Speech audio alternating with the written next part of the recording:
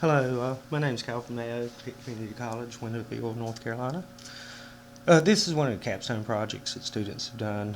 It's one of our own designs.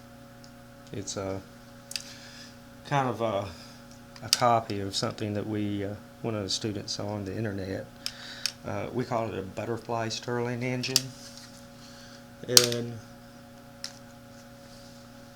let me light it here so we can get this thing going.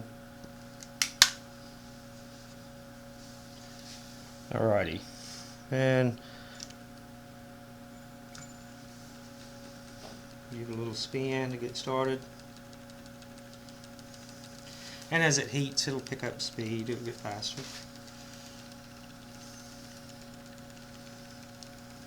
So it's very well balanced. It runs very smoothly, quietly. We didn't make just one of these, we made 10 of them as a project. Most of the machining was CNC.